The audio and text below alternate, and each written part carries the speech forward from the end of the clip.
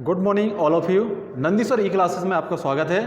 आज हम कक्षा 9वीं का अध्याय 4 परमाणु के बारे में, हम तीसरे अध्याय में उसकी परमाणु की संरचना के बारे में जान चुके थे। परमाणु कैसे बनता है, क्या होता है, पदार्थ की सबसे छोटी इकाई क्या होती है, ये सारी चीज़ें हम पिछले अध्याय में पढ़ चुके हैं। आज हम परमाणु की संरचना के बारे में पढ़ेंगे कि परमाणु की संरचना वास्तव में परमाणु है क्या, कैसे इसका निर्माण हुआ। अब हम समझ सकते हैं एक पूरी संरचना, जिस प्रकार हम और वस्तुओं के बारे में जानते हैं, व्यक्ति की संरचना हम विज्ञान में पढ़ा है, पर्यावरण की, जे ऐसा ही आज हम परमाणु की संरचना के बारे में पढ़ेंगे।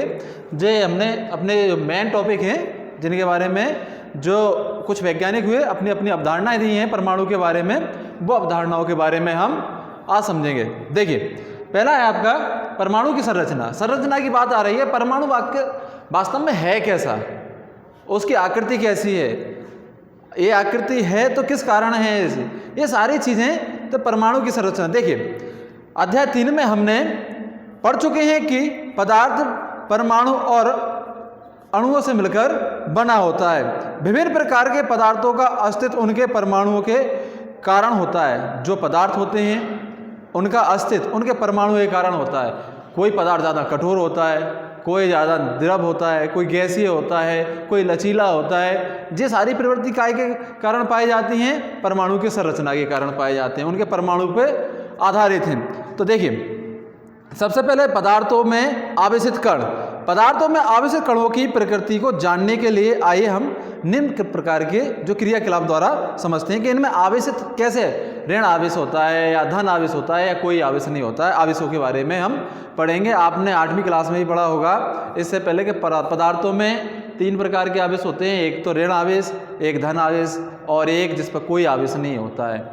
इनके बारे में अब हम पूरे विस्तार से पढ़ेंगे। आपने 8वीं में थोड़ा उनका विस्तार से नहीं पढ़ा होगा, आपको बताया होगा भाई इलेक्ट्रॉन, प्रोटॉन, न्यूट्रॉन, ये सारे के इन पे कौन से आवेश होते हैं। अब इनके हम आवेशों कण कैसे क्रियाकलाप द्वारा आपको देखिए क्रियाकलाप। सूखे बालों पर कंघी कीजिए। आपने कई बार देखा होगा, खासतौर पे ये चीज़ कब गौर होती है, रात्रि के समय जब हमारे कमरे में लाइट नहीं जल रही हो और हम अपने बालों में कंघी करते हैं, तो आपने कई बार नोटिस किया होगा कि बालों में एकदम जब कंघी की तो कुछ चिंगारी सी आपको दिखाई देगी। या कभी हमने बालों को कम्बल को जब रात्रि में ओढ़ा, सर्दियों में, अब सर्दी आ रही है, आप कभी कम्बल को देखना, कम्बल को जब ओढ़ोगे तो आपको बड़ी आवाज़ आएगी, जैसे कभी कभार बिजली में स्पायरिंग होती है, वैसे ही आपको ऐसे किस कारण होता है। तो जी आवेश कैसे, देखिए, तो कंघी की होगी छोटे छोटे कणों का आकर्षण, यानी जो आपको प्रकाश क्षण भर के लिए प्रकाश दिखाई दिया, आपने बालों में कंघी की, वो प्रकाश कहाँ से उत्पन्न हुआ, उनमें कौन सा आवेश उत्पन्न हुआ जिससे वो प्रकाश निकला। देखिए, कांच की एक छड़ को सिल्क के कपड़े पर, सिल्क का कपड़ा यानी सूती कपड़े पर कांच की छड़ लीजिए और हमें क्या करना है, एक सूती कपड़े लेके और रगड़िए।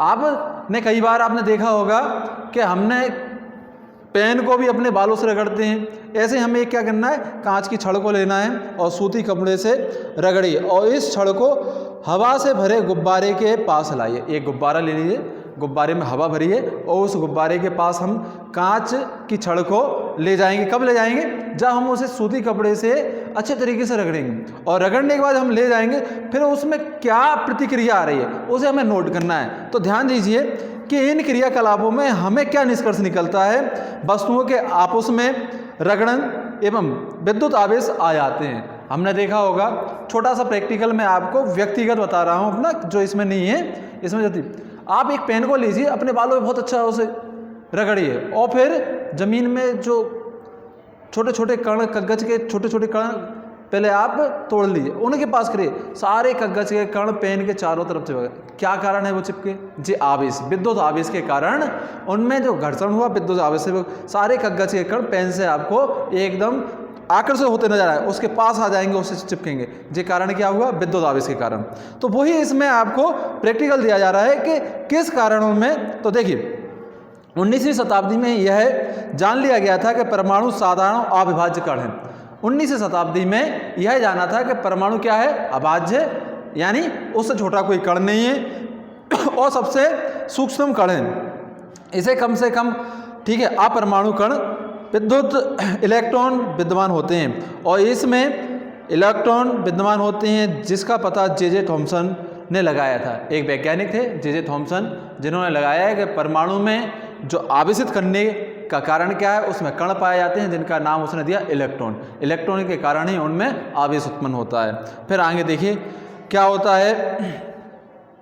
इस संबंध में जानकारी प्राप्त हुई। पहले ही गोल्डन आइंस्टीन ने 1886 में एक विकिरणीय खोज की थी जिसमें उन्होंने कैनाल रे का दिया था, यानी ये किरणें धन आवेश, उन्होंने उन किरणों को नाम दिया था कैनाल रे, जिन्हें उन्होंने क्या कहा था, इन पर धन आवेश है। धन आवेश विकिरणें थी जिनके अंततः दूसरे अपरमाणु कणों की खोज हुई और कणों का आवेश इलेक्ट्रॉन आवेश के बराबर होगा।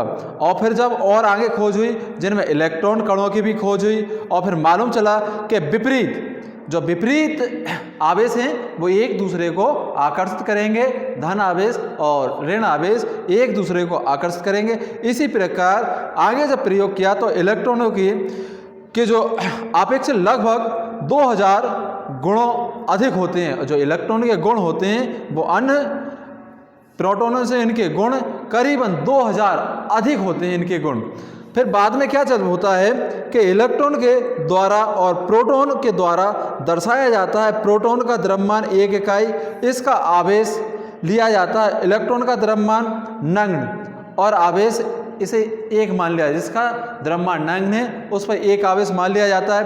ऐसा माना गया कि परमाणु प्रोटॉन इलेक्ट्रॉन के बने होते हैं, माना गया। पहले इसका कोई इन्हें जितने इन्होंने खोजे की उनमें पूर्ण रूप से साक्ष्य नहीं मिले गए सब, पर मान लिया गया कि परमाणु में हाँ 2 आवेश हैं जो एक दूसरे की ओर आकर्षण का, जिसमें विद्युत उत्पन्न हो रहे हैं, यानी धन और ऋण आवेश हैं। आप अच्छे तरीके देख सकते हो, जैसे विद्युत का प्रवाह है, विद्युत हमेशा आपके धन आवेश से ऋण आवेश की ओर प्रवाहित होगी। यानी आप अच्छे तरीके समझते हैं।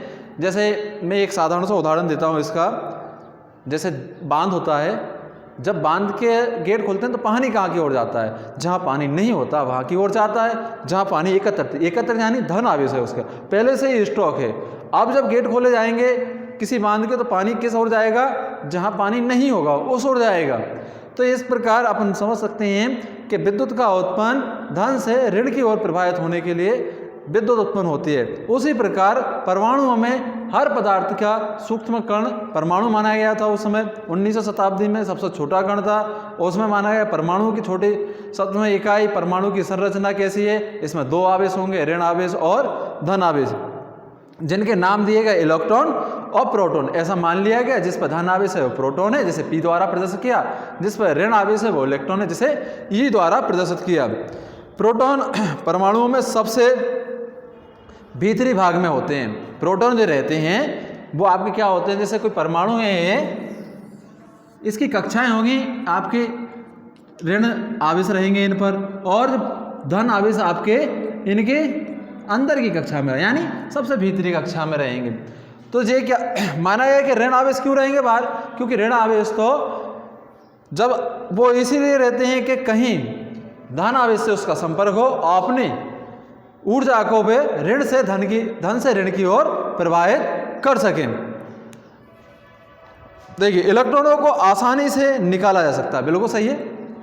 आप एक कमरे में किसी व्यक्ति को बंद कर दें, वो तो हमेशा यही सोचेगा कब ये गेट खुले और मुझे कोई बाहर निकाले, यानी वो उस समय कमरे में बंद है, काय का प्रतीक हो रहा है, ऋण आवेश का, यानी वो बाहर निकलना चाहता है। ऐसे ही परमाणु में जो इलेक्ट्रॉन होते हैं वो ऋण आवेश का काम करते हैं, और उन्हें जब भी मौका मिलता है तो परमाणु से निकलकर जहां उन्हें धन आवेश होता है उसकी ओर चले जाते हैं। जैसे मैंने आपको अच्छा उदाहरण बताया कि डैम से पानी निकलता है, कहाँ की ओर जाता है, जहाँ खाली, जहाँ दोनों भागों का एक सा हो जाएगा ना दोनों, फिर पानी नहीं बहेगा। आप देख सकते हैं घर पे भी आप पानी का प्रैक्टिकल करो, 2 बर्तनों में पानी डालना स्टार्ट कर दें तो तब तक भरेगा जब दोनों का जो तल है बराबर नहीं आ जाएगा, फिर ना तो वो उसमें जाएगा, दोनों में बराबर रह जाएगा। ऐसा ही इलेक्ट्रॉनों का होता है, जब इलेक्ट्रॉन दोनों परमाणु में बराबर हो जाएंगे तो ना तो इलेक्ट्रॉन जाएंगे ना आएंगे। जब एक परमाणु में इलेक्ट्रॉन कम होंगे, एक में ज़्यादा होंगे, तो परमाणुओं में इलेक्ट्रॉनों का हमेशा जिसमें ज़्यादा हैं वे कम की ओर आकर्षित होंगे और ज़्यादा से कम की ओर इलेक्ट्रॉन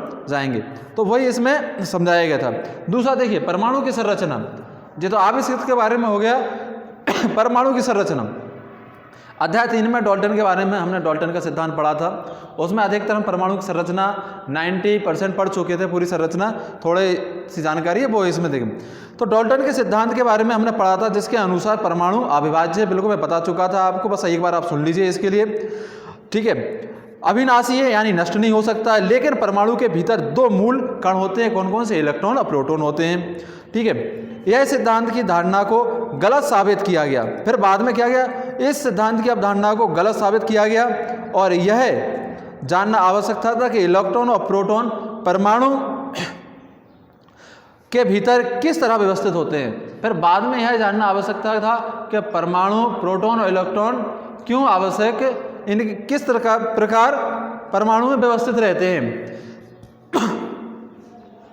इसे समझाने के लिए बहुत से वैज्ञानिकों ने विभिन्न प्रकार के मॉडलों को प्रस्तुत किया। इसे समझाने के लिए बहुत से वैज्ञानिकों ने अपने विभिन्न प्रकार के मॉडल दिए, अपनी अवधारणाएं प्रस्तुत की, पर बाद में जे थॉमसन पहले वैज्ञानिक थे जिन्होंने परमाणुओं की संरचना से संबंधित पहला मॉडल प्रस्तुत किया था।